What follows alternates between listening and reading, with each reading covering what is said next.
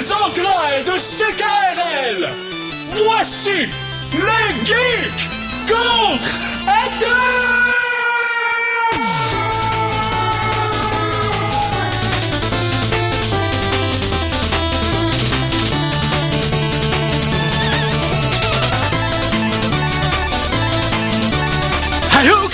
Hadouken! Non, c'est pas le bon jeu, hein? Non, pas du tout. Ah, je me suis trompé. Bon, ça sonnait. Bienvenue, chers auditeurs, en ce samedi 11 juillet 2015. Parce que vous êtes au Geek Contre-Attaque spécial festival d'été, donc d'une durée de 90 minutes. Mais en quoi est-ce que ça a rapport avec le festival d'été, qu'on a une demi-heure de plus, vu qu'on parle de geekerie et non pas de festivalerie? Parce que pendant la durée du festival, on va avoir 2 émissions spéciales de 90 minutes au lieu du 60 habituel. Ok, juste pour le fun.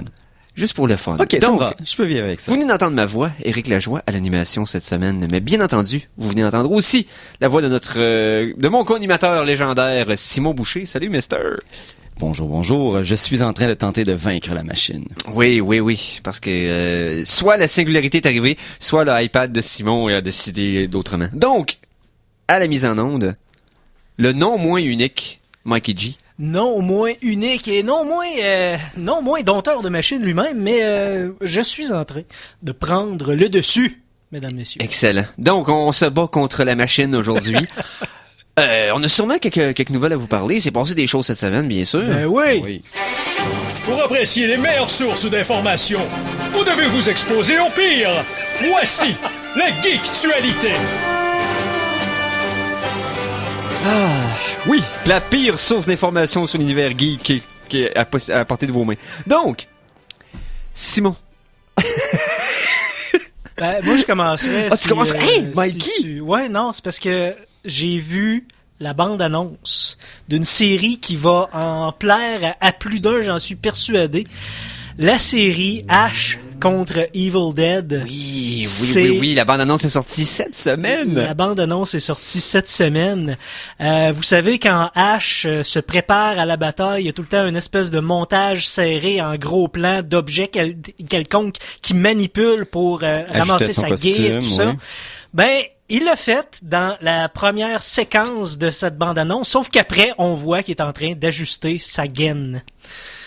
Puis là, il se regarde dans le miroir. C'est quand même accepter le fait que l'acteur Bruce Campbell, est rendu quand même très âgé. Rendu âgé et plus corpulent qu'il était. Oui, tout à fait. Cette semaine, entre autres, une partie des nouvelles qu'on va vous parler vont être reliées avec le San Diego Comic-Con. Oui, qui est commencé d'ailleurs depuis quelques jours. Il y avait... c'est quand même une grosse 2 fins de semaine. On avait le Comic-Con de Montréal la semaine passée, puis là, c'est le San Diego Comic-Con en fin de semaine. Beaucoup de choses se sont retrouvées là-bas, non seulement pour tous les groupes différents, autant les Comic-Con, qui ne parlent plus autant de comics qu'avant.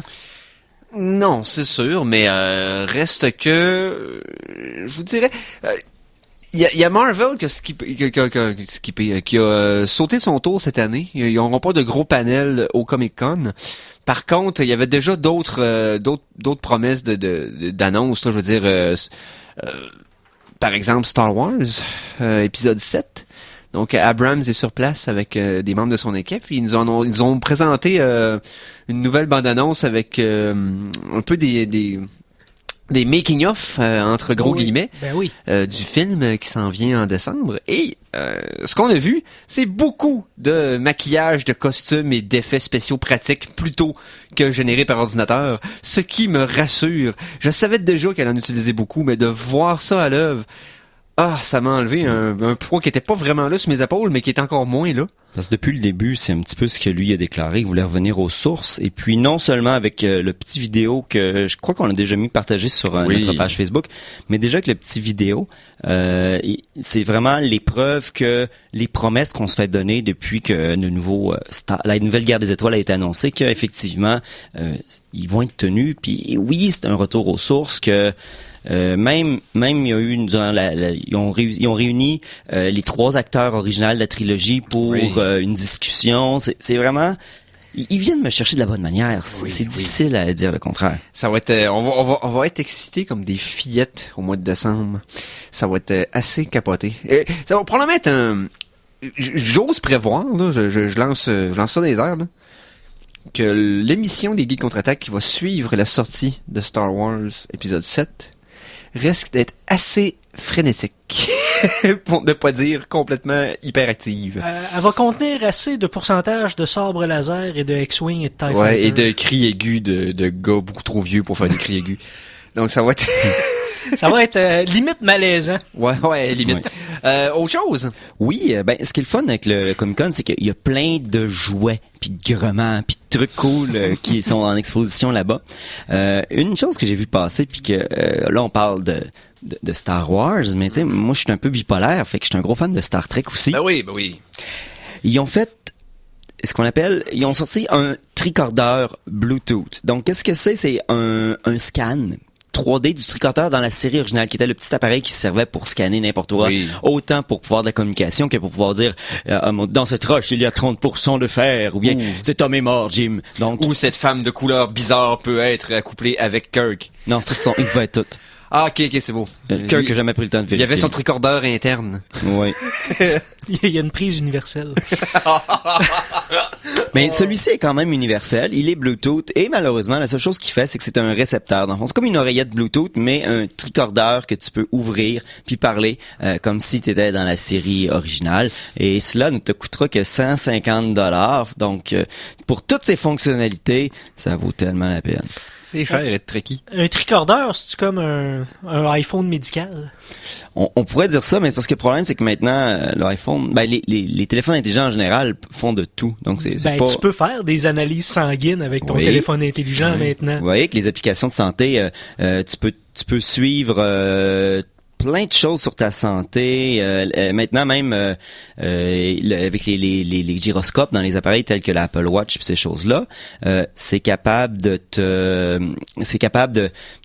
voir d'une certaine manière est-ce que tu as marché, combien que tu marches, même ça fait combien de temps que tu es assis, et puis l'appareil va te donner des petites tapoches sur le poignet si on parle d'une montre par exemple, pour te dire hey man, tu serais dû pour te tenir debout pendant quelques minutes là. Hey, lève-toi man. Hey. Oui. Un peu comme dans Zelda, la petite fée là qui te parle là. Listen! Sauf que là, c'est ta montre qui, avec genre de petit, il appelle ça un genre de petit système haptique qui te donne des petites tapes pour te dire, hey, debout là, debout. C'est pas tannant pendant tout, ça? Non, mais tu peux le mettre off si tu veux pas. Tu sais, je veux dire, le gars qui game en chaise roulante, là. Un gars en chaise roulante s'achètera pas une montre qui tapoche pour qu'il se lève. Non, mais... Tu sais, c'est comme moi être un aveugle puis aller m'acheter une TV 4K. Ou un Oculus Rift. Ouais, tu sais, regarde, Eric, là, c'est bien drôle, là, mais ça mène à rien. Hey, les gars. Oui. Parlant de choses qui mènent à rien. Oui. Les rats rêvent. Quoi? Les rats rêvent. Les rats rêvent. Ben, je suis pas surpris parce que ça fait plusieurs études qui prouvent à quel point les rats, c'est incroyablement intelligent. Ben, parce que c'est une créature qui est adaptée... qui est adapté de façon parallèle à l'être humain. Ah, c'est pas à force de boire notre sang qui a absorbé notre pouvoir? Non, c'est juste que si tu cherches aujourd'hui dans la nature, en dehors des centres urbains, il y a plus de rats qui vivent dans le milieu naturel. Les rats qu'on connaît... Il n'y a plus de rats des champs. C'est exactement. C'est des rats des villes. Exactement. Ils sont tellement comme calqués avec nous autres. Ben, c'est justement... j'ai vu un rat au Quality Inn, puis il dormait... Non, c'est pas vrai. Il y a des chercheurs... Ouais, faut pas de publicité pour Quality Inn avec des rats. Quantity Inn, excuse, je me suis trompé. Voilà. Okay. Des chercheurs ont mis des rats à l'entrée d'une sorte de labyrinthe en forme de T, ok? Les deux extrémités étaient barrées par des grillages. Derrière un de ces grillages-là, à l'une des extrémités du labyrinthe, il y avait du bon manger qui sent bon, qui a l'air délicieux, et que j'en veux si je suis un rat. Ils l'ont agacé avec ça pas mal toute la journée. Après ça, ils ont chanté une petite berceuse. Ils ont mis des électrodes pendant qu'il dormait. Puis, ils ont fait semblant de l'amener sur la Lune dans une fusée. Non, je me suis trompé, ça, c'est les Schtroumpfs. Donc... Je vois pas la différence, moi non plus. Non, ils ont mis des électrodes, puis ils ont vu que l'hippocampe, qui est le siège, entre autres, du rêve dans le cerveau... Et aussi une créature marine qui porte les bébés. Oui. Je suis le mâle. Donc, l'hippocampe flashait de la même façon, à peu près à 10% de la même façon que quand il voyait le dit morceau en arrière du grillage dans le bord du labyrinthe hanté. Donc, pas un labyrinthe hanté. Non, fantôme. En forme de thé. OK. Maintenant, Quand ils ont réveillé le rat, ils l'ont remis dans le labyrinthe. Et puis, même si le manger était pu ou ce qui était, le rat s'est quand même dirigé vers la barre du thé où ce qu'il y avait le manger. Et puis, l'hippocampe a fait les mêmes signaux que quand il rêvait. Ça prouve que non seulement les rats rêvent, mais quand les rats rêvent, ils rêvent à des choses qui améliorent leur bien-être, ils rêvent d'espoir finalement. Les rats rêvent d'espoir. Voilà. Honnêtement, il y a sûrement un beau message caché quelque part là-dedans. Il est pas vraiment caché. Je viens de te le dire textuellement, là. Ouais. Il rêve d'espoir. C'est un super beau message, là. C'est des rats. C'est l'être humain qui est assez intelligent pour ruiner son existence de soucis. Les rats, eux autres, ils rêvent d'espoir. Oui, mais ils portent plein de maladies mortelles, par contre. C'est pas vrai, ça. Nous autres aussi. C'est plus vrai, cette heure. Je veux dire, la peste bubonique est en grosse partie à cause des rats. Mais c'est fini, ce soir-là. Ils sont morts depuis longtemps. Regarde, c'est comme ressortir. Les Allemands, ils ont tout tué durant la Deuxième Guerre mondiale. C'est exactement la même chose que tu fais là. Respecte les rats. Les rats sont cool, sont fins, ils ont des belles petites queues toutes nues. Ça a l'air d'être comme un genre de ver de terre. Respecte les rats. Okay, sinon, il y a quelque chose d'autre qui rêve aussi. Oui. Google. Non, Google? Les machines rêvent. Les machines rêvent, oui. Oui, mais en gros, ici, c'est que Google a utilisé... tu peux aller sur Google puis faire des recherches à partir d'images. Donc, ils ont plusieurs systèmes qui non seulement sont faits pour analyser les images, mais aussi reconnaître les objets dans les images. Ils ont des groupes scientifiques que leur but, c'est de créer des ordinateurs puis des systèmes neuro artificiels qui reconnaissent les choses ou du moins qui sont faites pour spécialement tenter d'identifier un objet en particulier. Donc, si tu leur montres des images, puis tu leur dis « il y a une chaise dans cette image », le système est fait pour trouver la chaise. Dans le sens où je te parlais il y a quelques semaines, tu étais très intéressé par cette nouvelle-là. Le compteur de calories. Qui fait du sens terriblement. Non, mais ça en a beaucoup. Je veux dire, si la machine est faite pour que, c'est quoi les aliments sortent dans cette image-là, dis il y a un hamburger, une pomme, un ci, un ça, t'es capable avec des moyennes de produits de savoir que c'est environ une image d'une assiette de X calories parce que c'est des moyennes selon le type de produit que le système a identifié. C'est sûr, mais si tu scannes une photo à terre d'un sandwich, tu mangeras pas la photo parce qu'il y a moins de calories. Peut-être il va te dire le résultat de la photo qu'il a vue au lieu de l'objet 3D. C'est comme les rats, Eric. Ouvre-toi. Ouvre-toi au rat. Ouais, c'est ça. On peut s'ouvrir les oreilles à de la musique, mettons? Ah, oui. On mais finira. On finira après une chanson. Ben oui. La chanson de la semaine! Chanson de la semaine numéro 1. Numéro 1 parce que c'est la meilleure. Parce que ça provient d'un jeu extraordinaire. Ah, ben oui. Puis surtout, ça a inspiré notre nouveau thème sonore de 2015. Je vous parle ici de Shovel Knight. Dans le fond. Le guerrier de la pelle. Le guerrier de la pelle. Et cette semaine sur Overclock Remix est sorti le premier remix officiel de Shovel Knight. Ça a été réarrangé par Rotaka. Ça s'appelle Catch Me. Vous allez reconnaître des thèmes du jeu, mais faites de façon un peu plus douce, un peu au piano, un peu ambiance. Ah, on aime c'est ça. C'est fun. Ben oui, tout à fait. On y va smooth. Et on vous revient tout de suite après pour la suite des Geeks contre-attaque.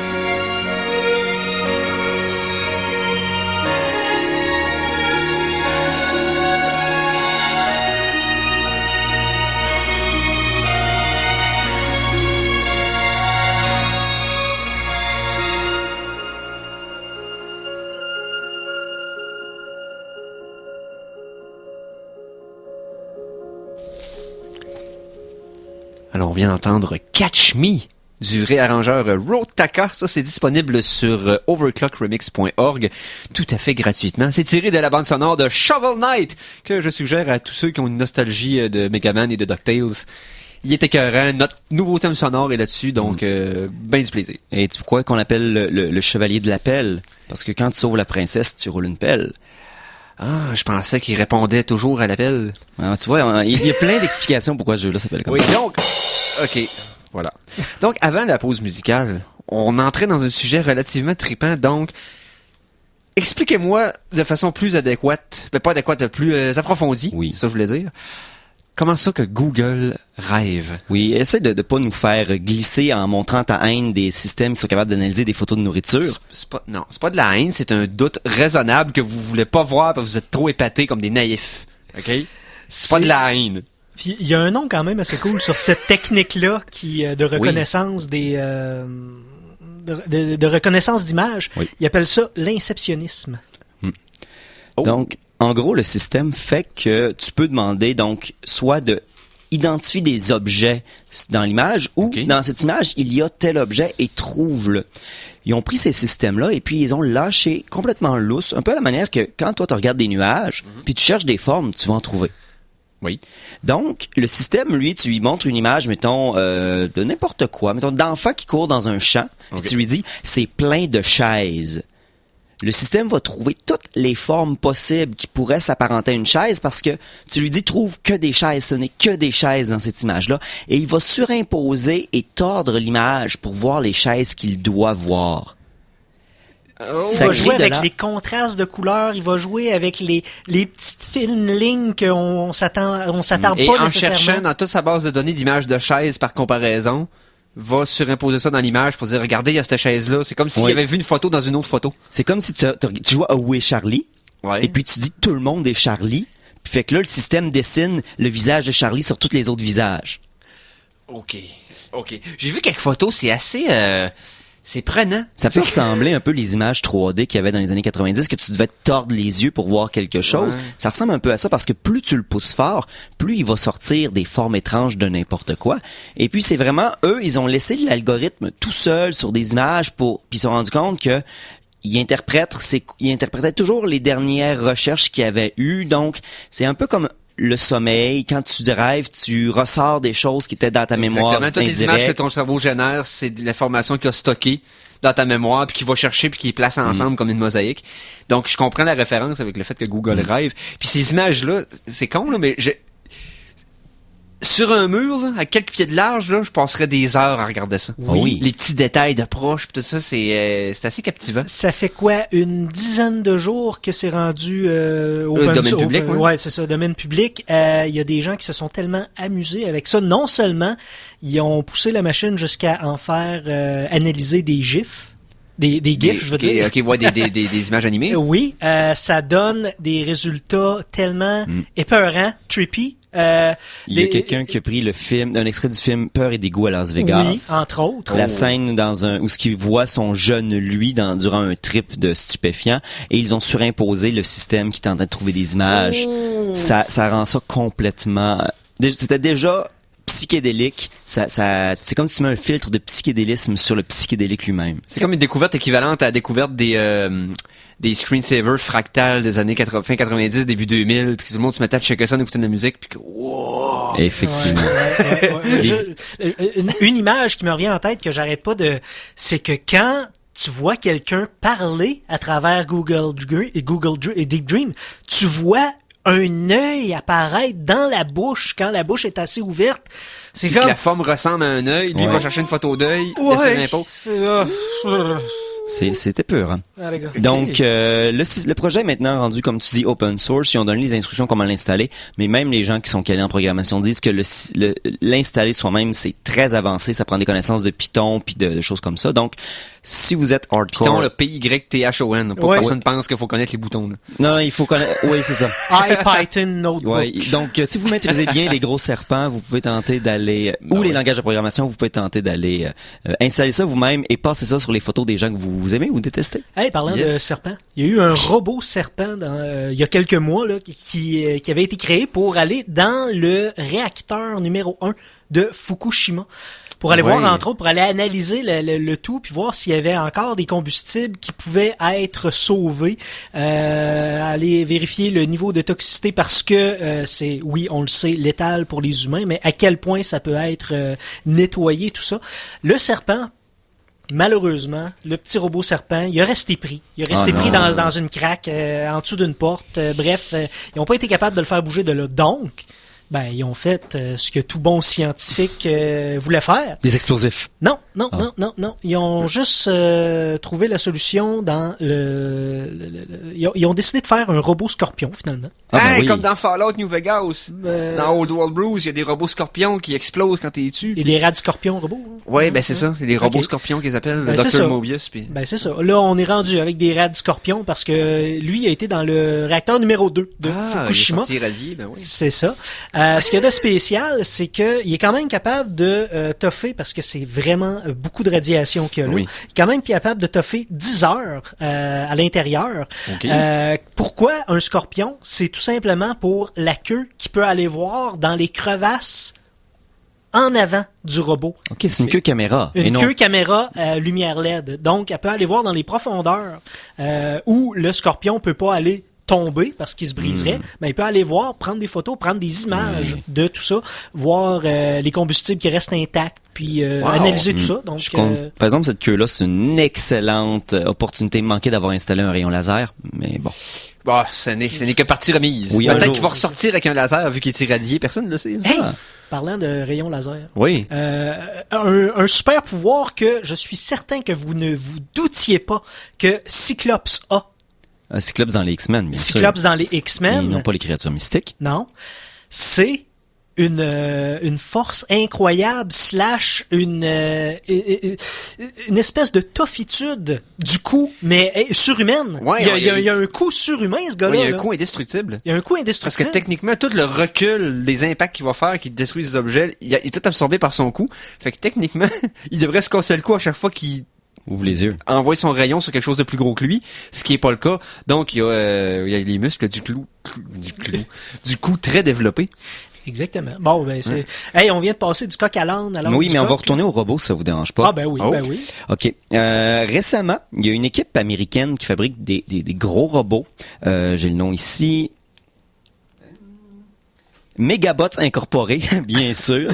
Bien sûr. Qui ont créé qui ont un gros robot qu'ils peuvent contrôler, puis on fait une petite vidéo promotionnelle, puis on dit on a installé dessus des fusils puis plein de fusils parce que c'est la manière américaine de fonctionner. Okay. Et puis on lancé un duel à une compagnie japonaise qui eux fabriquent des robots. Suidobashi Heibai Industry. Qui eux aussi ont répondu en disant que mettre des fusils sur un robot, c'est purement américain, donc ils allaient armer le leur pour le combat au corps à corps. Et qu'est-ce qui se passe? Deux grandes compagnies qui se spécialisent dans la robotique sont en train de monter 2 gros robots uniquement pour un combat robot contre robot dans un futur près. Ça va peut-être être la chose la plus ennuyeuse du monde, ou on est peut-être sur les bords du début d'un nouveau sport professionnel de compétition. Real Steel for real. le Gundam. Ouais. Hey! Donc, préparez-vous. Là, présentement, il n'y a pas encore beaucoup plus de détails, mais je crois que 2016-2017, c'est le délai pour officialiser la compétition. Des robots, le japonais d'ailleurs, il a quasiment l'air d'un robot qui sort de Pat Labarre ou quelque chose du genre. Donc, préparez-vous. Si HBO est intelligent, OK, ils vont mettre ça dans un ring, dans un arena connu d'un casino, quelque chose, puis faire payer le gros prix pour aller voir ça. Ça serait capoté. Parce qu'ils veulent des armes au corps à corps parce que la version américaine, dans le fond, c'est des armes à balles de peinture pour du paintball. Oui. Donc, c'était ça pour prouver le concept. Mais les Japonais, c'est comme, non, nos robots, ils vont se battre pour de vrai, là. Vous avez-tu peur, bande de poulets? Voilà. Donc, ça, il avait fait des robots qui pouvaient manipuler des katanas, puis faire des coupes de précision comme inhumaines. Mais ça, c'est des bras industriels qui sont sur des socles stables. Est-ce qu'on a assez du pouvoir de computation pour pouvoir gérer ça sur des véhicules qui doivent non seulement balancer leur propre poids puis leur positionnement dans un univers 3D? Peut-être pas. Peut-être sur des corps araignées comme dans Ghost in the Shell. Dans le fond, qu'il y aurait comme 4 pattes pour le rendre stable. Puis... Ouais, mais là, t'as besoin de beaucoup de pouvoir pour ça, d'électricité. Oh oui, j'ai un gars peut rêver. Prépare-toi peut-être pour mettons le 15e championnat annuel. OK, ben parfait. Hey, on suit, c'est sûr. C'est sûr que les geeks, on suit ça de près. Est-ce qu'on pourrait faire une petite pause, une réelle pause, dans le fond? Ben oui. Une petite pause publicitaire. On va aller chercher du financement pour les m'acheter un iPad. Ouais, c'est ça. Et on vous revient pour la deuxième demi-heure de 3 de l'émission de cette semaine des Geeks Contre-Attaque.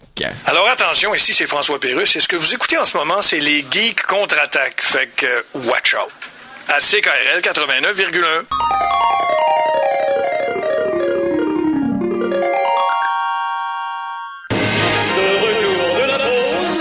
Revoici les Geeks Contre-Attaque! Et nous sommes de retour pour la deuxième demi-heure des Geeks Contre-Attaque. Hey, on commence avec quoi, boy? Oh, un petit quelque chose pour Mikey. Hein? Oh. Ouais, je pense à toi, Mikey. Je sais que tu as reçu un moment donné en cadeau une magnifique tuque d'hiver. Ben oui. C'est quoi ta tuque d'hiver? Parle-en au monde à la maison. Ben, c'est une tuque faite à la main qui aurait très bien pu être vendue sur Etsy, mais non, c'est ma copine qui a fait ça, c'est une tuque de Megaman. OK, oui, c'est comme le casque de Megaman en tuque. J'ai une autre tuque également, une tuque de chevalier, qui est un peu dans le même principe. Avec un genre de visière. De visière qui fait, s'abaisse. Mais cache, ouais. Je voulais qu'on parle de ta tuque de Megaman parce que présentement, au San Diego Comic-Con, tu peux aller au kiosque de Capcom et t'acheter une réplique du casque de Megaman. Hein? Non seulement il est en ABS, en plastique rigide, la coque, mais il vient avec des systèmes de lumière et c'est clairement moulé sur Megaman original. Donc, je vais essayer de vous mettre l'image sur notre page Facebook. Oui. Mais il est uniquement disponible pour l'instant. Il va être peut-être sur le site de Capcom d'une manière extrêmement limitée en précommande, mais ça va être difficile à obtenir. Serait-il possible que Capcom se réconcilie avec sa franchise moribonde? Non, Ils ont abandonné pendant quelques années. Ils feront pas de nouveaux jeux là-dessus. Ils font juste utiliser l'argent qu'ils sont capables d'avoir en faisant le moins d'efforts possible. Peut-être. Puis probablement aussi qu'ils voient la sortie imminente de Mighty Number 9 et dire si on n'essaye pas de faire un peu de promo sur Megaman, on risque de perdre ce filon-là. Je sais pas. Je penserais pas parce que je suis un backer de Mighty. J'ai hâte de l'avoir. Mais j'ai regardé les vidéos du produit final et puis je suis pas sûr. OK. Le feel, comment je veux dire, le cœur est à bonne place, mais j'ai hâte de voir si ça va tenir la route. Parce que ça a l'air un peu mollasson, un peu ci, un peu ça. Je vais essayer de vous en parler une fois que j'aurai ma copie. C'est quand même très bientôt. Ça sort cet automne, là, Mighty Number 9, qui est un jeu indépendant qui revisite le style de jeu de Megaman. Ben, parce que c'est le créateur de Megaman qui, après avoir été complètement ignoré puis tassé par Capcom, a parti indépendant pour repartir une franchise à la Megaman, vu que Capcom voulait plus en faire comme dans le bon vieux temps. Et il y a le même principe qui s'est produit avec Konami et la franchise Castlevania. Donc, on va suivre aussi le Kickstarter de Bloodstained, qui est le même principe. Je sais pas si je l'ai pas suivi. Je suis pas le gros fan de Castlevania, fait que j'avais pas. Bloodstained est un jeu où un chasseur de vampires avec un fouet puis tout ça. Là. Oui, ben c'est ça. Mais c'est dans le fond la suite, la suite spirituelle de Symphony of the Night et des jeux qui avaient sorti au Game Boy Advance surtout. Par la suite, qui étaient d'excellents jeux. Là. C'est même pas pour les fans de Castlevania. C'est un des meilleurs side-scrollers qui a jamais été fait, Symphony of the Night au PlayStation 1. Hautement recommandé. Là, mais vu qu'on a parlé un petit peu indirectement du Kickstarter de Mighty Number 9, donc le successeur spirituel de la franchise de jeux Megaman. Un autre qui est dans la même veine, qui est très aimé par les fans, c'est la série Megaman Legends. Oui, c'est vrai. Qui prenait beaucoup de personnages de Megaman. Au PlayStation 1, je me trompe pas. Ouais. Puis des franchises reliées à Capcom, puis qui avait fait un genre de gros jeux d'aventure avec ça. Là, la même équipe derrière Mighty veulent faire un Megaman Legends. Un genre d'RPG. Oui, mais ils retournent sur Kickstarter, mais ils n'ont pas encore sorti leur premier projet. L'autre n'est pas terminé. Là, il y a un gros questionnement parce qu'ils savent même pas officiellement sur quelle plateforme qu'il va sortir. Fait que là, celui-là, ça a l'air d'être un petit coup de nostalgie puis de si. Fait que je le sais pas, ça a mis encore un petit peu plus d'eau froide sur mon sur le résultat possible de l'autre. Fait qu'on s'en reparler en temps et lieu. On va voir si c'est à la hauteur des anticipations, mais à tout le moins, il va valoir quand même le déplacement, au moins l'essai, tout le moins, parce que ça avait comme un bon feeling, non seulement des Megaman classiques, là, on parle de ceux au Nintendo, un petit peu Dix aussi. Mais oui, exactement, le beau feeling de Megaman X avec toute toutes les différentes couches d'animation, la façon que le décor est fait, la musique. Mega Man X était sensationnel à sa sortie. Là. Tellement. Pour le Super NES, ça avait été, c'était à se garrocher partout. Et il y a des gros fans de la franchise Mega Man X qui ont jamais joué aux Mega Man originaux. Là. Faites-vous pas de cachette avec ça. Là. Ça a été pour la génération de Mega Man X, ça a eu l'impact que ceux d'avant avaient eu pour les Mega Man originales. Donc, d'ailleurs, j'ai hâte que la version la Legacy Collection sorte de Mega Man, les 6 premiers. Là. Je suis très anxieux. Les 6 premiers vont sortir sur PC et sur les marchés plateforme moderne. Les plateformes modernes sur Internet. Là. Il y aura pas de version physique du jeu, mais c'est pas un jeu qui émule la vieille version, c'est une recréation. Il run le programme le plus originalement possible sans avoir à l'émuler. Donc j'ai hâte de voir ce que ça va donner. Là. Ça va être un beau feeling. Hey les gars, j'ai peut-être une petite question de débat pour vous. Une petite question de débat. Concernant un sujet particulier. Chronique Cinéma!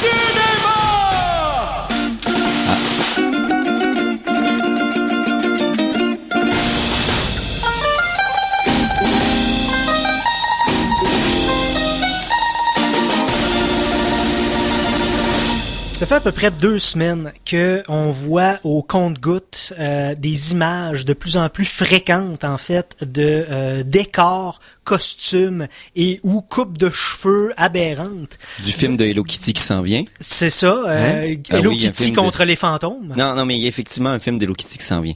C'est beau continuer ça, on parle pas de ça. OK. Mais OK, tu reviendras à cette bulle-là tout à l'heure parce que ça m'intéresse grandement.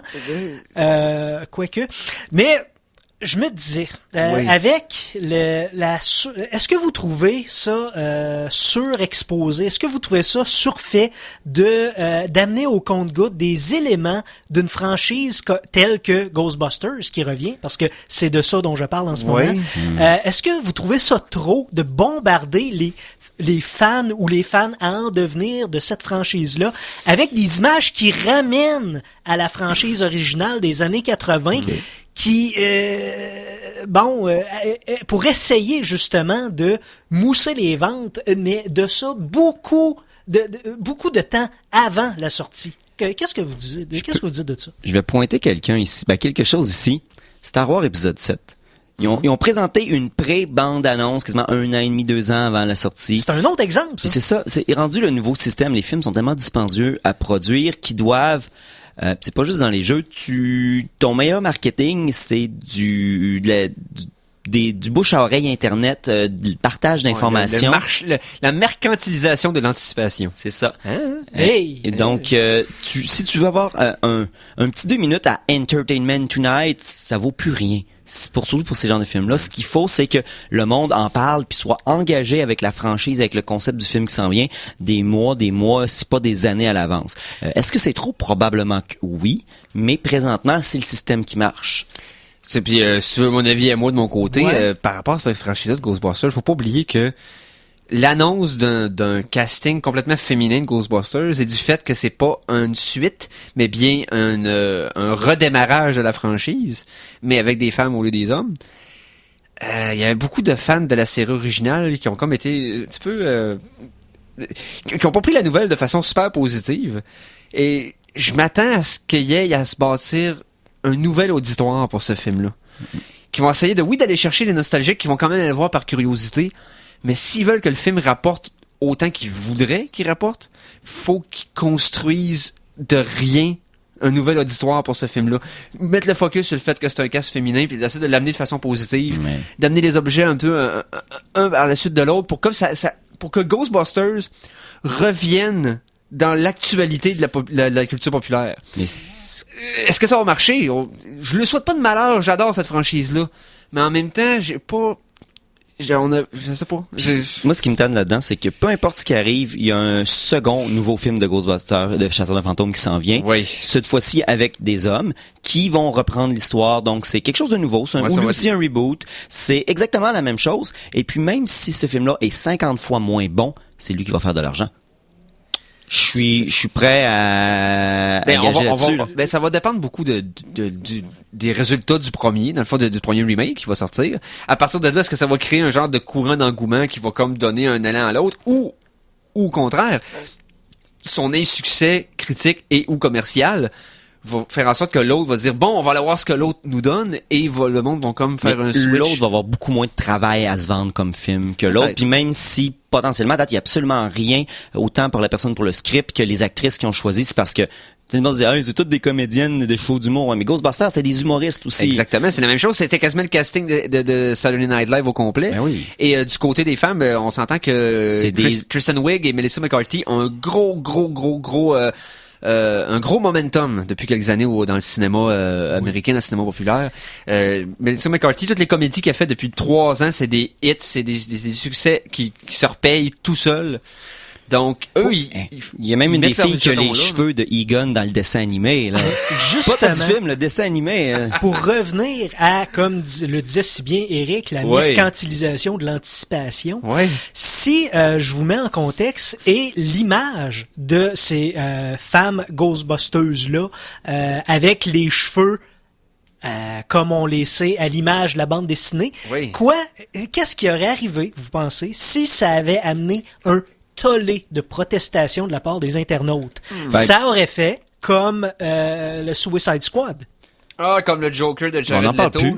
Mais ça, en même temps, regarde. Non, on n'en parle plus, là. Je veux dire, c'est l'Internet. L'Internet est fâché. Tu dis, le pain est en spécial aujourd'hui. Il y a du monde qui vont pogner les nerfs. Ils vont faire fermer Reddit pendant une semaine. Puis après ça, le lendemain, plus personne va s'en rappeler. Il n'y a pas grand drame ou scandale d'Internet qui dure plus que 48 heures. Pour être honnête, là, oui, mais quand même, des fois, ça donne une poussée assez pour que les producteurs se retournent de bord, puis retournent à la planche à dessin, puis changent leur création. Ça l'arrive, mais faut pas qu'ils soient trop avancés dans le projet, parce que maintenant, rendu à un point, quand même que les gens feraient une levée de drapeau, puis je veux dire, on est rendu là, on va le sortir comme ça. C'est peut-être l'intérêt, justement, de sortir ces choses-là au compte-gouttes très longtemps à l'avance. Tu fais comme un groupe de focus avec les gens sur Internet, savoir est-ce que les gens aiment ça, est-ce que les gens aiment pas ça, pendant que tu es encore aux phases de concepts avancés, mais quand même à des concepts qui sont possibles à changer. Moi, j'ai eu une très grosse discussion avec un collègue de travail à propos de la voiture qu'ils ont sortie. Parce que dans le fond, la voiture pour la nouvelle Ecto-One. Oui. Ah, ok. Bon, la voiture dans les Ghostbusters, originellement, dans le film des années 80, c'était une vieille ambulance qui avait été modifiée en conséquence. Voiture ambulance, là c'est un corbillard. Exactement. Mais là, il dit mais l'autre c'est un classique, puis c'est un véhicule qui avait de la classe. Non. Dans les années 80, cette vieille ambulance-là, c'était une pièce d'automobile défaite qui avait aucune valeur que tu pouvais obtenir dans une ferraillerie pour pas cher. Le vieux corbillard, c'est la même chose. C'est une pièce de ferraille que tu peux avoir dans une ferraillerie pour pas cher. Mais l'ambulance, c'est un véhicule qui maintenant n'est plus considéré comme de la ferraille, mais comme un véhicule classique parce que là, il s'est passé 25 ans entre les deux. Donc, ils n'ont pas le choix d'aller pour la même mentalité. La ferraille d'aujourd'hui n'est pas la ferraille des années 80. Exactement. Fait que c'est pour ça que t'as pas le même type de véhicule. J'ai aucun problème avec la différence d'équipement. Moi aussi. Je trouve très beau. Même les packs de protons, ces choses-là, tout est très joli. Ben, faut qu'ils acquièrent leur propre identité. Faut pas qu'ils prennent l'équipement des autres, qu'ils mettent ça, qui mettent le même équipement puis qui essaient de nous faire à croire qui sont les... Non. S'ils veulent m'en faire voir le même film, ils ont juste à ressortir une édition 3D en IMAX puis je vais aller le voir, là. Moi, j'ai aucun problème avec la différence. Faut juste voir quand ça va livrer. Est-ce que le scénario est à la hauteur? Est-ce que le script, les acteurs, est-ce que la photographie va être bonne? C'est tout l'ensemble du produit qui va nous donner la vraie réponse. Puis à date, j'ai plus confiance que ça va dans la bonne direction que dans la mauvaise.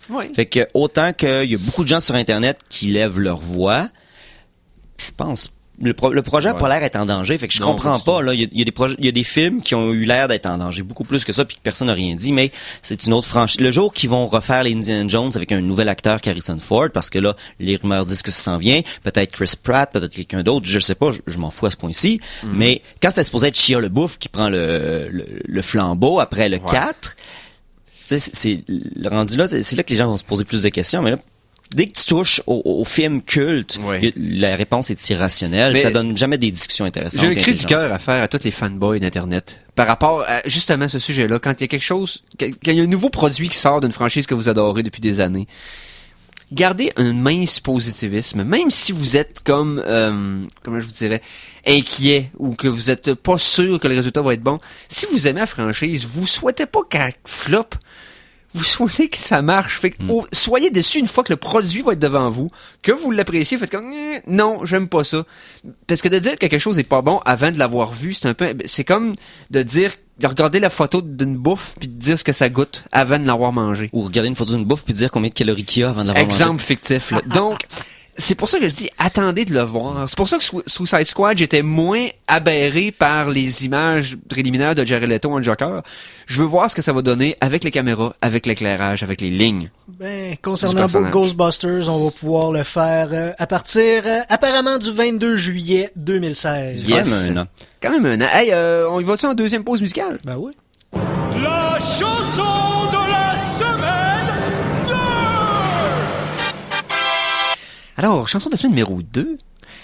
Cette fois-ci, j'ai été dans un jeu un peu plus obscur, mais que je suggère à tout le monde qui... Excellent JRPG.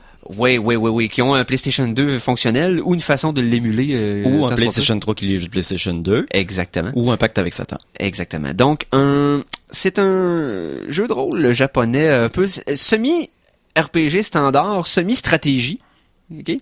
Qui s'appelle Ark the Lad Twilight of the Spirit, que je conseille non seulement parce que le jeu est très bon en tant que tel, la mécanique est le fun, ça ressemble un peu au Final Fantasy Tactics et Disgaea, mais c'est pas par carré, c'est par zone de déplacement. Et l'hybride entre les deux est sensationnel, mais aussi pour la trame sonore du jeu, qui a été composée par Yuko Fukushima, qui est sensationnel du début jusqu'à la fin du jeu. Je vous fais écouter donc de ce jeu la pièce Offense and Defense. Donc, c'est tiré des combats dans les premiers niveaux du jeu. On écoute ça et on vous revient tout de suite après pour la deuxième heure et demie, la deuxième 45 minutes de notre show de cette semaine.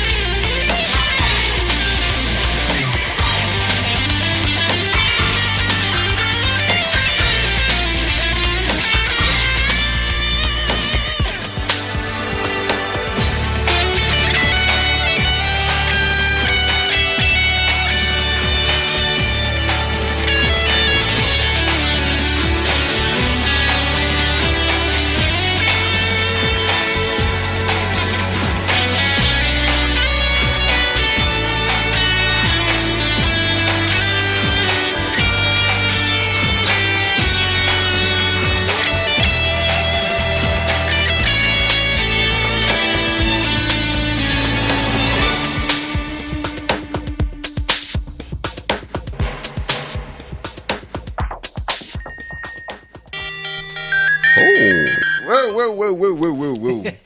On vient d'entendre un indice de ce qui s'en vient pour la 3e tune de la semaine. Donc, ça va être joyeux. J'en dis pas. Oui, ça va être super joyeux. Donc, on vient d'entendre de la trame sonore de Arc the Lad, Twilight of the Spirit, la pièce Offense and Defense de Yuko Fukushima. Voilà.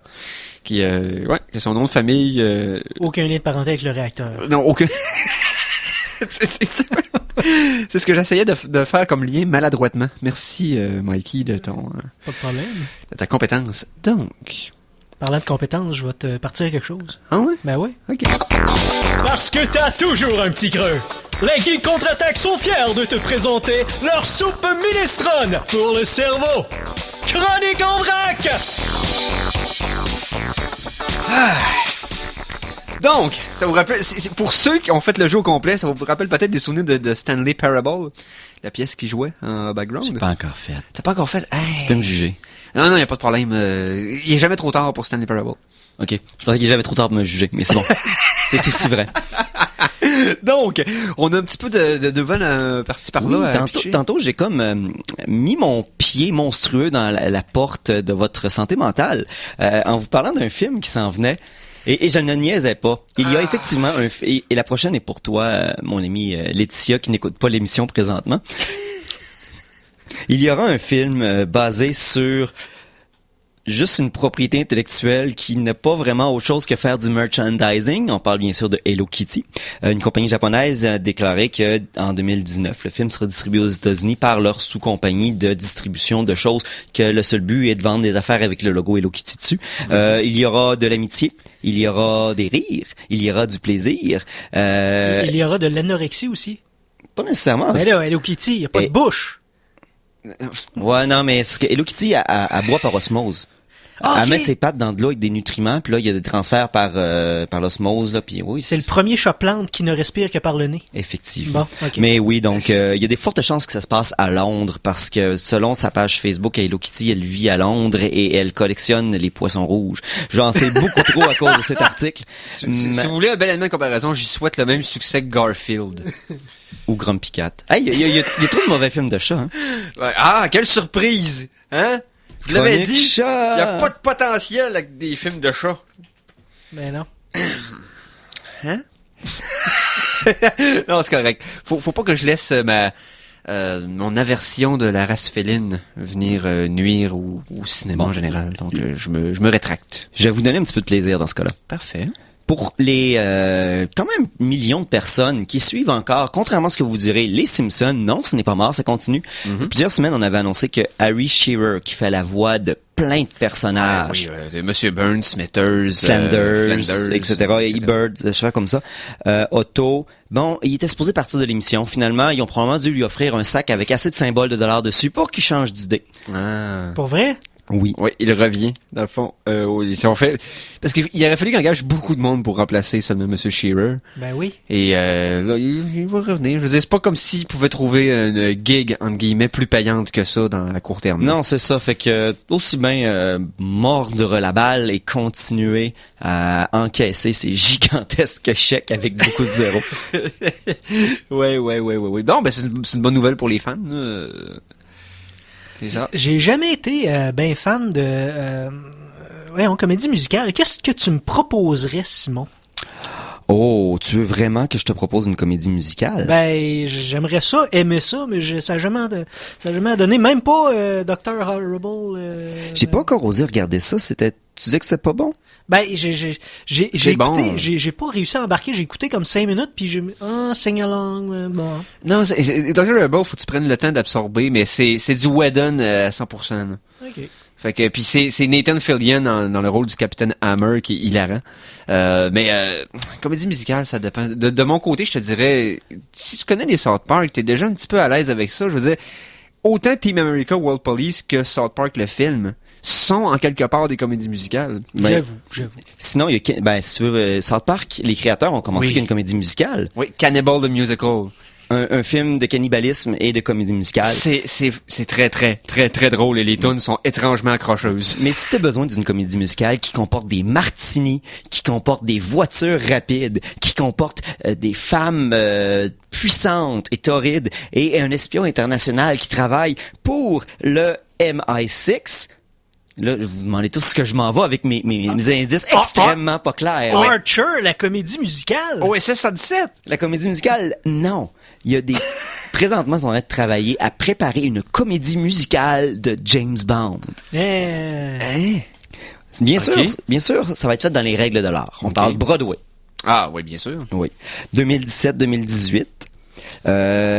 Dans le fond, c'est produit par Mary Saltzman, qui est dans le fond la fille d'un des producteurs principaux des films Bond, Harry Saltzman.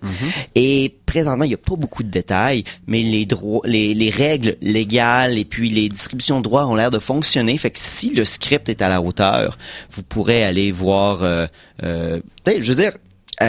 C'est pas la première fois qu'à Broadway, il y a des comédies qui traitent de choses de geek. Il y a eu James Bond, il y a eu Spider-Man, et puis il y a eu la comédie sur les chats basée sur les vidéos Internet, là, Cats, là. C'est uniquement basé sur les chats d'Internet, ça. Il faut pas oublier que le plus gros succès de Broadway des 15 dernières années, c'est encore une fois les deux gars de South Park qui nous l'ont amené. The Book of Mormon, qui est encore un gros succès à l'heure où on se parle. Donc, je dirais que les geeks, on commence à s'infiltrer un peu partout, là. On est rendu dans les comédies musicales et sur Broadway, mais il y avait aussi Evil Dead, the musical, qui jouait à Toronto il y a quelques années, dans lequel si t'étais assis dans les 4 premières rangées, il te donnait un genre d'imperméable en plastique, parce que t'allais recevoir quelques gallons de sang pendant la prestation. J'en doute pas. Mais non, comédie musicale, c'est un bel univers c'est un bel univers je veux dire, Rocky Horror Picture Show, t'as-tu dû avoir vu ça quand t'étais jeune? Oui, j'ai pas... C'est pas, non? Non. J'aime pas... Ok. Moi, je suis pas South Park, ouais. J'ai bien aimé. Moi, je suis pas tant un fan, mais je suis capable d'apprécier quand il y en a un bon qui ressort du lot, là. Si tu veux quelque chose de peu horreur, bizarre, mais pété sur Netflix, tu peux voir Repo, Repo, j'adore la musique. Okay. De ce film-là. Ouais, oui, okay. J'adore la musique de ce film-là. Le thème est bizarre. Oui, effectivement. L'espèce de traitement à la Sin City emo. Ouais. Je suis moins fan, par exemple. Ouais. Mais, par contre, oui, Repo, c'est une très bonne suggestion pour ceux et celles qui ont Netflix. On pourrait faire une belle chronique comédie musicale dans les prochaines semaines pour travailler là-dessus. Ça fait longtemps qu'on n'a pas fait ça. Ben oui. Mais là, je pense qu'on va aller financer mon besoin de m'acheter de l'héroïne. Ah. Le féminin des héros. Là. Oui, non, parce que, parce que je vais vous parler probablement du féminin de héros grâce au Comic-Con au retour de la pause publicitaire. Puis de toute façon, on finance pas son héroïne, on finance seulement son besoin. Il a dit qu'il voulait financer son besoin. Ben oui. Donc, il est capable de s'en acheter, c'est juste qu'il a pas assez envie de le faire. Fait qu'il faut qu'on le finance pour qu'il ait le goût. Éric, arrête de t'enfoncer. On va l'écouter de la publicité. Juste avant, petit entrefilet, mon meilleur extrait à vie de comédie musicale, c'est dans Les Simpsons, le centre Betty Ford, le show. Ouais, ça ou mon gilet. Mon gilet en peau de Saint-Gilet fait. Ce cardigan très élégant est fait pas un pur poil d'avion. Ouais, c'est ça. OK, bon, on revient après. Salut les geeks! Vous avez soif d'informatique, de cinéma, de jeux vidéo, d'humour douteux et de tout ce qui se passe dans les confins de l'Internet? Eh bien, abreuvez-vous à la source des geeks contre-attaque, tous les samedis 14h à CKRL 89.1. Et sinon, vous pouvez boire un verre d'eau, hein. C'est tout le temps un winner de s'hydrater. C'est important, l'eau dans la vie, ça... J'ai plus rien à dire, là.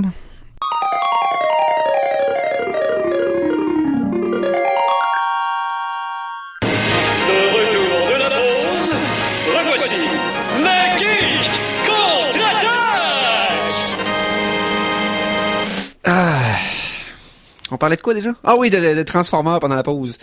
Mais... avant la pause, on disait que la pause servait à financer mon besoin d'héroïne. Par héroïne, ici, je parle bien sûr... du féminin de super-héros. Et voilà. Voilà. Donc, on parlait de Comic-Con un peu au début de l'émission. Et puis là, depuis qu'X-Men était déjà plus ou moins annoncé, mais les Hasbro, dans le fond fabricant de jouets bien connus, a décidé d'inclure les fans dans la création du prochain... dans le fond, là, présentement, ils ont une grosse série de Transformers, c'est les Combiner Wars, qu'ils appellent. Dans le fond, ils prennent les Combiners dans l'univers des Transformers, c'est des robots qui se transforment en véhicules que tu peux combiner ensemble pour faire un plus gros robot, un peu comme les Power Rangers. Les Voltron.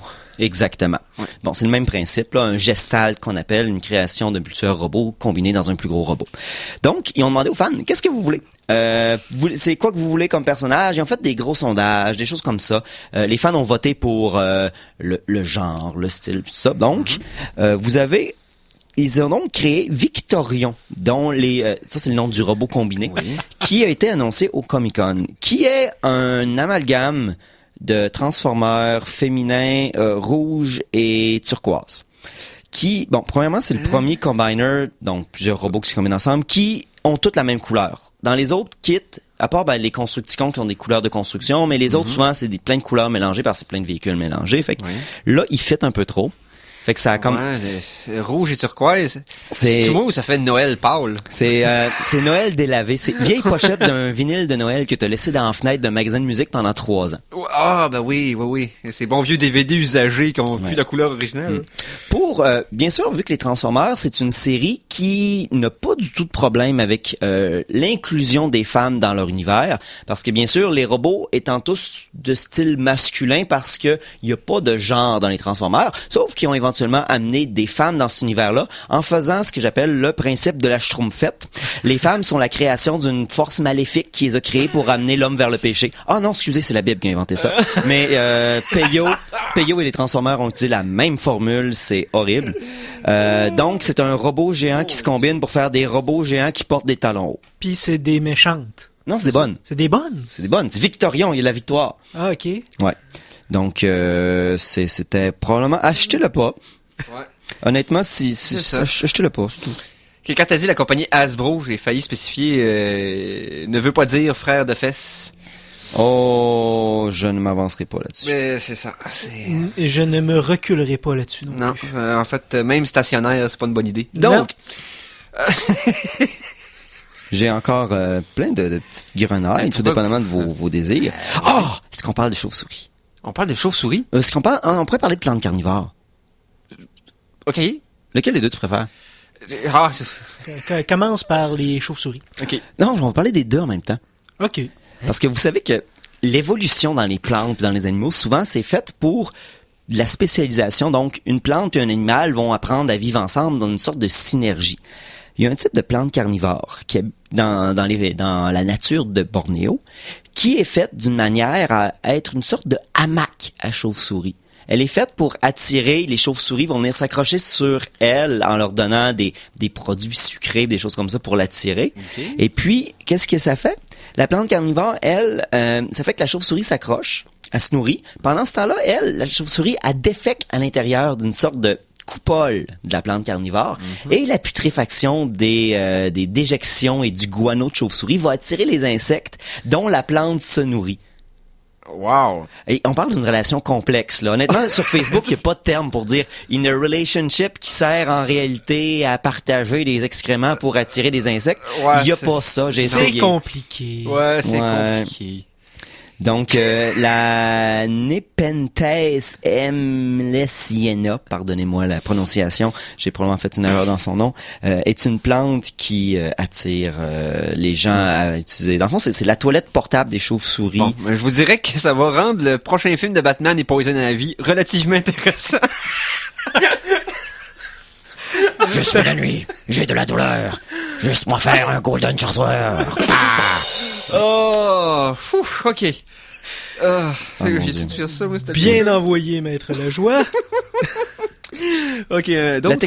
oui, vu que je pense que la technologie vient de nous faire une blessure mentale. Oui. Il n'y a pas juste dans la tête que la technologie fait des blessures. Non. Est-ce que vous suivez un petit peu le NBA, dans le fond, le basketball américain? De très loin, là, mais oui. Moi aussi, habituellement, j'ai plus le droit de me procher à 100 mètres. Mais il y a un des joueurs, Matt Bonner, qui a eu une grosse diminution dans ses lancers puis dans son pointage durant l'année. Et puis là, à la fin de l'année, à la fin de la saison, il faut qu'il justifie pourquoi que ses performances étaient mauvaises. Mm-hmm. Et d'après vous, pourquoi ses performances étaient mauvaises? Je vais vous donner un indice, c'est la technologie. La technologie. Okay. Il blâme le fait que cette année, à l'automne passé, Apple ont sorti un iPhone avec un plus grand écran, ce qui l'a causé à avoir des blessures et des étirements carpiens. Et donc, n'avait plus l'agilité nécessaire pour lancer et faire les points nécessaires. Donc, si vous êtes pas bon au basket, vous pouvez blâmer Apple. Parce que de toute façon, vous blâmez tout sur Apple. Fait que c'est correct. Ça change absolument rien. C'est chercher des... la mauvaise foi. La mauvaise foi complète. Dis-le donc que t'es pas bon, man. Ou que t'as regardé trop de vidéos pis tu sais pas assez pratiqué, là. Ouais, c'est ça que c'est passé plutôt. Come on. Il mettait sur Instagram des photos de son ballon pis de son lunch, une à côté de l'autre, là, pis il se pratiquait pas, là. OK. C'est sa vie à lui, hein? C'est comme ça que ça se passe. Pendant ce temps-là, il y a des équipes qui gagnent les championnats, hein? Oui. Et puis pendant ce temps-là, il y a des compagnies, vous connaissez tous Logitech. Vous avez tout acheté une souris à $19. Oui, ou des contrôleurs de jeux que j'avais de Logitech pour le PC. Ben maintenant, ils vont s'appeler tout simplement Logi. Ah, ils vont faire des hôtels? Ou... Oui, non, ils vont pas faire des hôtels. Mais c'est qu'ils sont de plus en plus dans plusieurs produits technologiques, mais plus focusés sur le PC. Ils font des haut-parleurs pour iPod, des choses comme ça. Ils sont rendus tellement larges qu'ils ont décidé de laisser tomber un peu le nom Logitech, garder juste le Logi. Et donc, si jamais vous voyez cette marque-là, dites-vous que c'est la même ancienne compagnie qui faisait votre souris à $19, qui voulait pas mourir, puis qui valait quand même la peine d'être achetée. Oui, parce qu'il y a quand même toujours, pour un troisième parti, un third party, offert des produits de qualité pour les utilisateurs de PC là, depuis une vingtaine d'années facile. Là. Ouais, c'est ça. J'aurais pas parlé du changement de nom si c'était pas du fait que c'est quand même une compagnie qui mérite un semblant de respect. Yes. Puis surtout que dans l'univers des gamepads, entre guillemets, des contrôleurs de jeu par ordinateur, très peu avaient une qualité qui était proche d'être ce qu'étaient les manettes de console. Donc, je leur donne mon coup de chapeau à Logitech pour avoir fait des manettes qui avaient du sens. Oh, j'ai quelque chose pour toi, Mike. OK. Est-ce que vous connaissez un petit peu le domaine des jeux, je cherche le bon, c'est des jeux vidéo, on va parler un petit peu de jeux vidéo rapidement, mais c'est les jouets vers la vie qu'on appelle ce style de jeux vidéo. On en voit beaucoup dans les dernières années. C'est dans le fond, Disney en a fait, Activision en a fait, dans le fond, Lego est en train d'en faire. C'est des jouets que Nintendo en fait avec les Amiibo. C'est des jouets qui peuvent être utilisés comme une sorte de contenu supplémentaire pour un jeu. Exemple, Disney Infinity, vous mettez un Wolverine sur la marque sur un portal et puis ben là vous avez accès à Wolverine dans un jeu, Nintendo, des choses comme ça. L'impression que tu vas me parler de Doctor Who. Oh oui. Je savais. Parce qu'il y avait déjà quelques semaines, il y avait annoncé pour dans le fond, Lego en fait un qui va permettre d'avoir des petites figurines Lego spéciales que tu peux mettre sur le portal et les mettre dans un jeu de Lego. Puis il avait annoncé qu'il allait avoir du contenu Doctor Who. Date, c'est pas si pire. Je veux dire, bon, le nouveau docteur Capaldi qui est complètement awesome, c'est le fun. Mais pas que. Non, ils viennent d'annoncer qu'ils ont eu les droits de tous les docteurs. Tous les docteurs de Doctor Who pourront être jouables dans leur jeu de Lego. Oh. Mais dans le jeu de Lego, Doctor Who Universe, je pense que ça s'appelle. Dans le fond, c'est Lego Dimension. Lego Dimension, c'est ça. Dans le fond, eux autres, ils ont plein de grosses franchises. Ils ont eu Retour vers le futur. Fait que tu vas avoir une petite DeLorean que si tu bâtis selon les règles autrement, elle va être reconnue comme un autre type de véhicule dans le jeu. Puis tu vas pouvoir mettre Doc puis Marty dans ton jeu. Mais là, tu pourras avoir une aventure où ce que Doc Brown et le docteur de Peter Capaldi partent dans des aventures de vieux hommes cinglés aux cheveux blancs pour combattre les forces du mal. Aussi, Batman va être là-dedans. Oui. Gandalf va être là-dedans. C'est vrai que toutes les franchises que Lego a eu le droit d'exploiter avec leur set... Parce qu'en plus, avec Disney qui fait des jeux avec maintenant Star Wars et Marvel, DC devait mettre leurs personnages quelque part. Fait que vu qu'ils ont une bonne tradition de jeux Lego DC, ben ils sont allés là-dessus. Parlant de Lego, vous savez que les deux producteurs du film Lego qui ont qui ont eu une bonne lancée dans les dernières années des projets qu'ils ont fait, c'est eux qui ont été confirmés comme étant les réalisateurs du deuxième spin-off de Star Wars. On a le terme exact, hein, c'est les anthologies.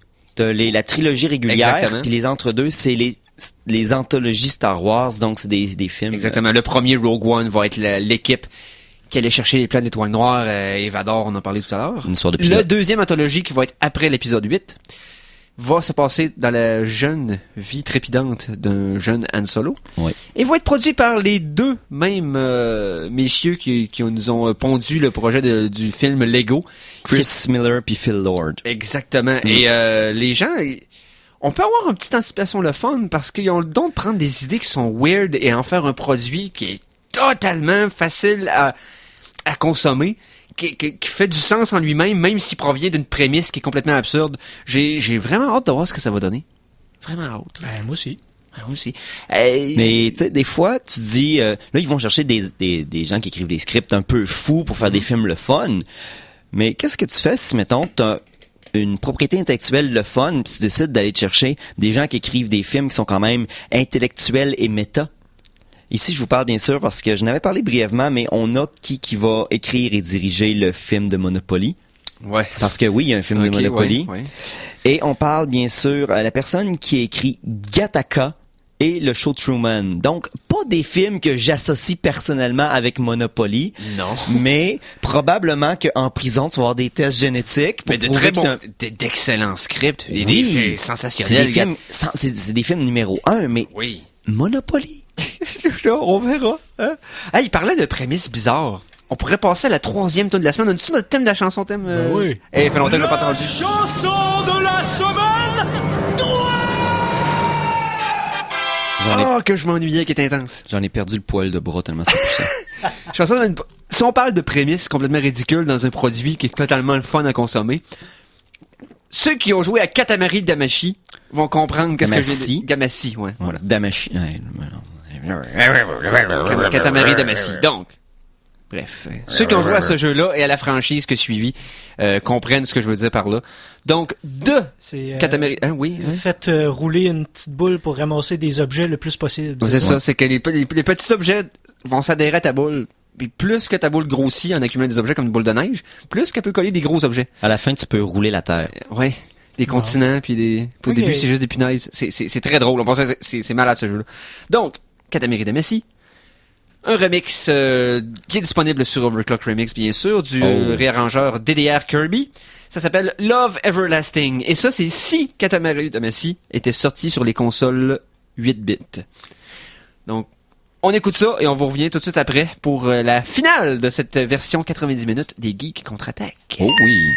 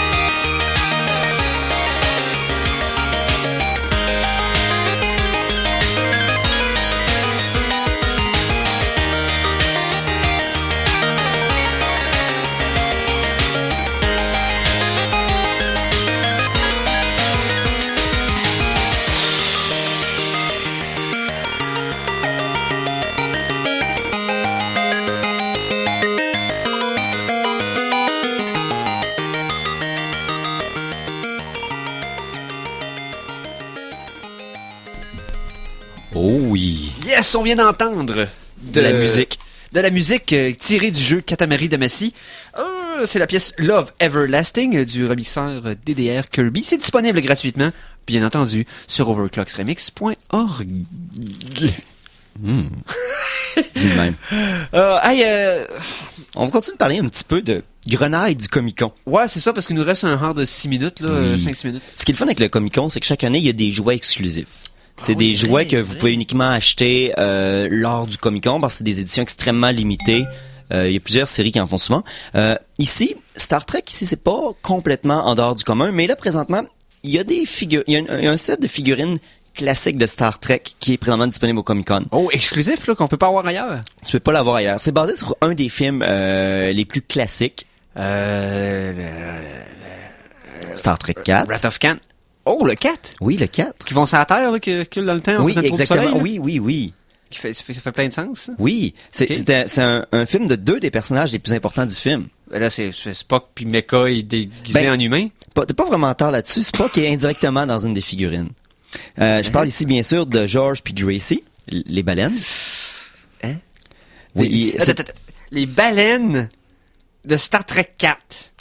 oui, avec un petit Spock accroché sur le côté, il est minuscule. Ah, ok. Parce que tu peux aller dans n'importe quelle boutique de souvenirs d'aquarium ou à Marineland, puis tu peux en avoir des figurines de baleines. là. Oui, mais est-ce que toi, tes figurines de baleines, c'est des bubble head? Donc, la tête, elle bouge avec un ressort. Sauf que les autres, c'est la queue. Donc, Bubble Tail. Donc, vous pouvez acheter un duo de baleines brandé de Star Trek 4 avec un micro Spock accroché sur le côté avec la queue qui bouge selon les vibrations et vous serez un des seuls 1983 personnes qui peuvent en acheter. Bon, ben, vous me permettez, les gars? On est rendu là! On est rendu là. Hey, Mais quand même, honnêtement, si vous êtes un fan puis vous avez pas ça, vous êtes pas un vrai fan. Honnêtement, t'as ça sur ton étagère. T'es pas mal tout seul de ton groupe à voir ça sur ton étagère. Ben, il y en a 1984 seulement sur Terre. C'est vrai. C'est Pas parce que c'est rare que ça vaut de quoi. T'sais. on peut dire ça de certaines maladies. Ouais, c'est sûr. Au Comic-Con, il y a pas seulement des choses très importantes remplies de sens, telles des figurines de baleines. Non. Il y a aussi des... C'est une figurine articulée de baleine, s'il vous plaît. Ben, c'est ça. Il y a aussi des séries télé qui sont pas mal à l'honneur. Je vous avais parlé Ouais. de Ash contre Evil Dead en Oui. début d'émission, Oui. qui semble tout à fait dans le ton. Écoutez, pour en rajouter un peu, son faire-valoir semble avoir comme arme de prédilection un tesson de bouteille, tout simplement. C'est totalement ridicule. Des litres de sang aussi qui ressemblent à du Kool-Aid, comme dans les années 70 dans le premier. yes. C'est totalement génial. Sinon, il y a la saison 6 de Walking Dead qui a été annoncée au Comic-Con. Puis Est-ce vraiment la saison 6 ou c'est plus un spin-off de Walking Dead? Les C'est deux. Fear of the Walking Dead. les c'est ça? deux vont avoir lieu. Ok. Il y a eu des présentations des premières images de Fear ainsi que du trailer de la saison 6. Je n'ai pas vu celle de Fear. Peut-être tu pourras compléter. Je sais pas si c'était un trailer, mais je pense que c'était juste des images. OK. Moi, je me suis informé un peu sur la saison 6 et la saison 5 nous laissait croire que Rick devenait encore plus fou puisqu'il était rendu dans... la joyeuse bande est rendue dans une ville fortifiée totalement sécuritaire, mais l'est-elle vraiment? Mais probablement pas parce que dans Walking Dead, les méchants, c'est pas les zombies, c'est les humains. Fait que si t'enfermes des humains ensemble, c'est juste du trouble dans cette série-là. Ouais, si vous écoutez le film Brume, vous allez voir que c'est pas les bêtes que dans Brume qui était dans la rue. Que non. Les brumes de ta bouche. Non, c'est pas ces brumes-là qui sont dangereuses. Non, Ok. on fait pas référence à ça dans notre émission. Excusez, j'avais oublié qu'on a pas le droit de parler d'Éric Lapointe. Continue. Exactement. Troisième série sur laquelle mon attention a été fortement attirée, et c'est une surprise, je m'attendais pas à ça, sur ces CBS qui vont en septembre commencer à diffuser une série basée sur le film Limitless. Quelque Oui. chose d'autre qui a été montré, c'est une série d'Amazon aussi.